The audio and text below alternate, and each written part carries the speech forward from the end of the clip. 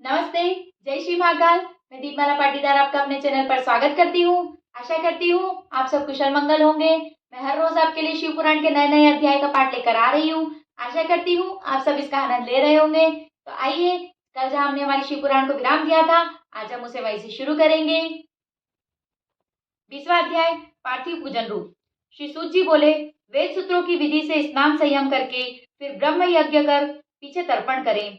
सब नित्य कर्म को करके शिव स्मरण करके भस्म तथा रुद्राक्ष तो पहले ही धारण कर लेवे। फिर भक्ति पूर्वक श्रेष्ठ पार्थिव लिंग की वेदोक्त विधि से भली प्रकार पूजा करें।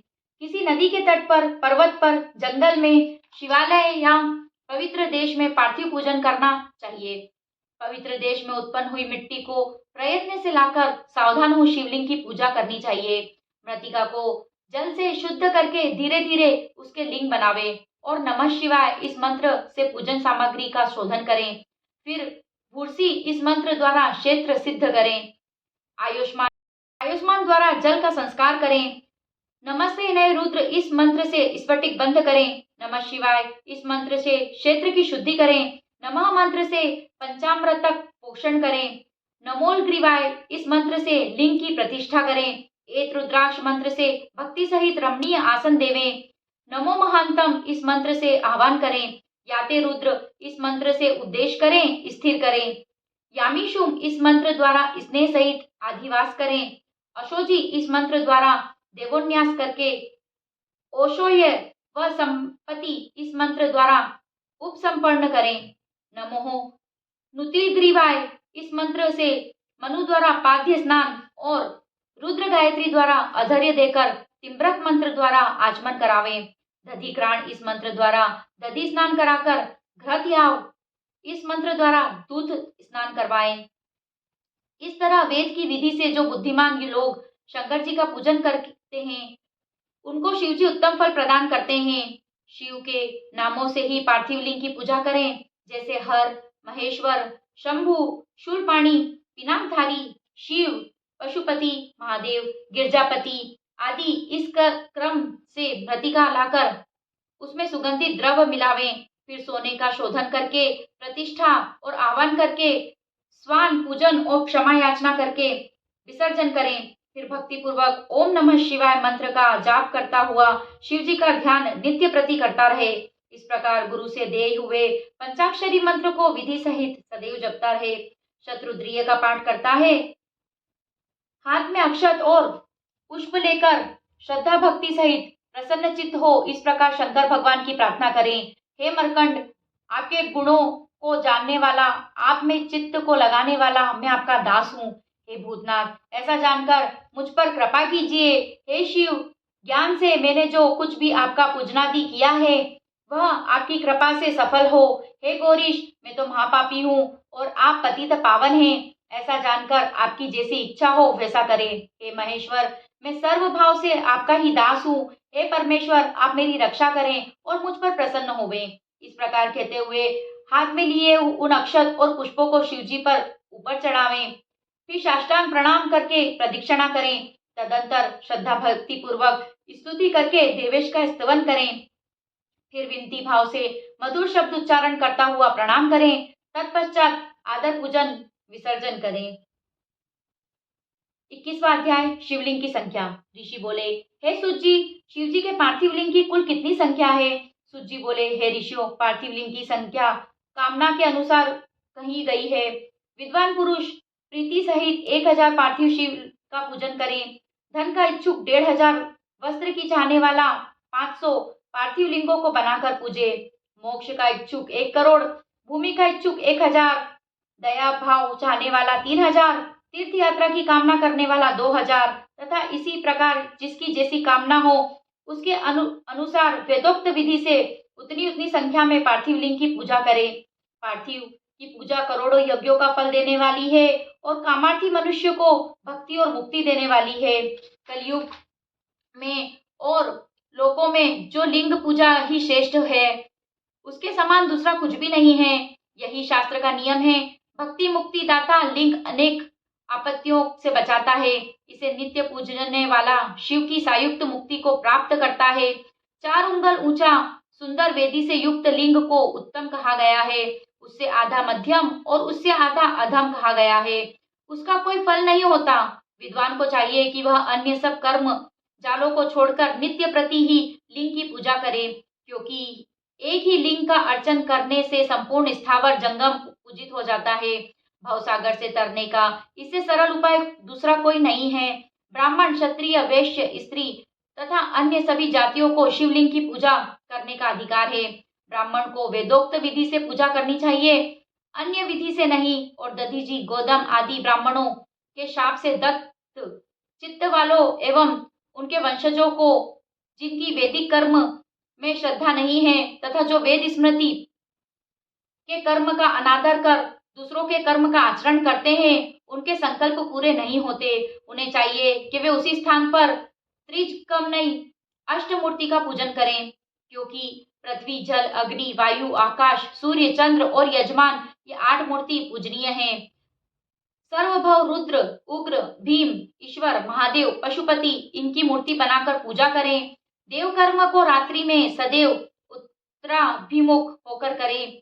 इसी प्रकार शुद्ध होकर उत्तर की ओर मुख करके शिव जी का पूजन करें। 22वां अध्याय, शिव नैवेद्य और बिल्व महात्म्यम। ऋषि बोले, हे सूत जी, हमने पूर्व में सुना है कि शिव नैवेद्य ग्रहण करने योग्य नहीं है। सो हे मुनिनाथ, इसका और बिल्व पत्र के महात्म्य का निर्णय कीजिए। सूत जी बोले, हे ऋषियों, शिव जी के नैवेद्य को देखकर तो पाप दूर से ही भाग जाते हैं और उसको ग्रहण करने पर तो बहुत से पुण्यों का फल मिलता है। शिव नैवेद्य का भक्षण करने से तो हजारों और अरबों यज्ञों से बढ़कर शिव सायुज्य की प्राप्ति होती है। जिसके घर में शिव जी के नैवेद्य का प्रचार होता है, उसका घर तो पवित्र है ही, बल्कि साथ में वह अन्य घरों को भी पवित्र कर देता है।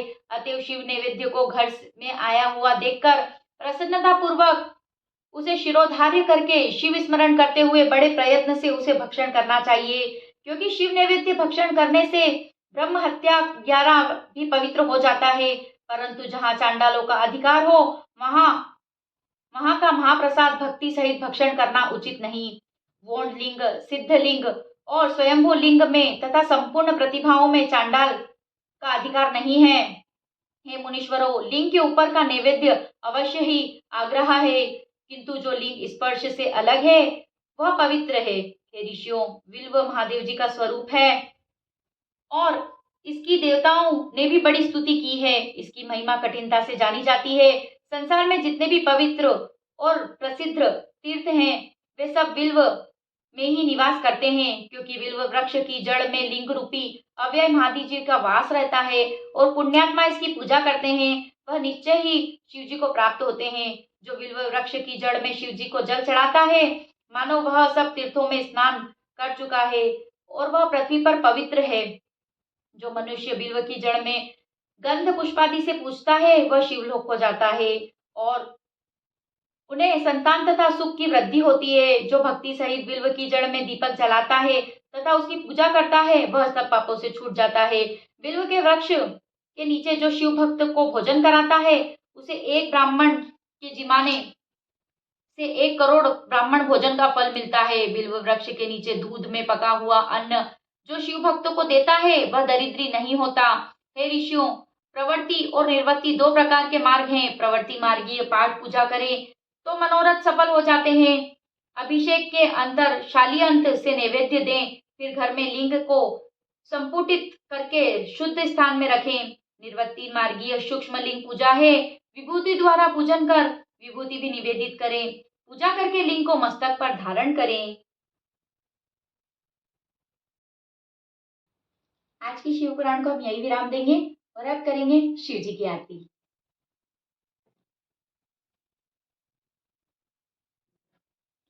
ओम जय शिव ओंकारा, प्रभु हर शिव ओंकारा। ब्रह्मा विष्णु सदा शिव, ब्रह्मा विष्णु सदा शिव, अर्धांगी धारा। ओम जय शिव ओंकारा, एकानन चतुरानन, पंचानन राजे शिव, पंचानन राजे। हंसानन गरुड़ासन,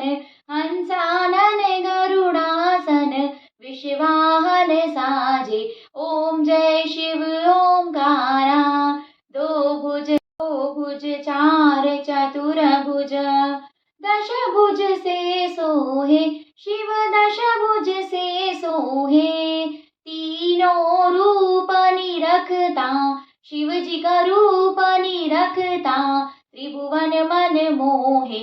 ओम जय शिव ओंकारा। अक्षमाला वनमाला मुंडमाला धारी शिव मुंडमाला धारी। चंदन मृग मृग चंदा चंदन मृग मृग चंदा भोले शुभकारी। ओम जय शिव ओंकारा। श्वेतांबर पीतांबर बाघांबरी अंगे शिव बाघांबरी अंगे। ब्रह्मादिक सनकादिक सनकादिक ब्रह्मादिक प्रेतादिक संगे।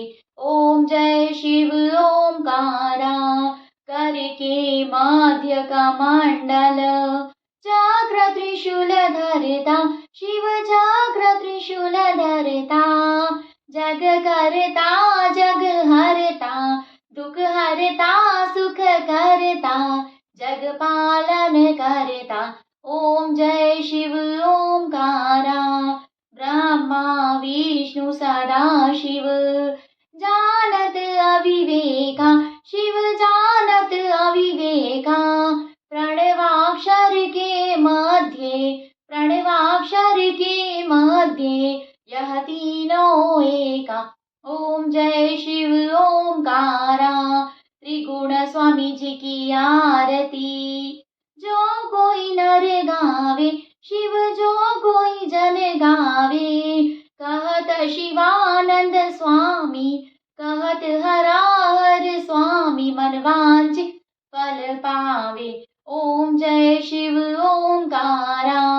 ओम जय हर हर महादेव।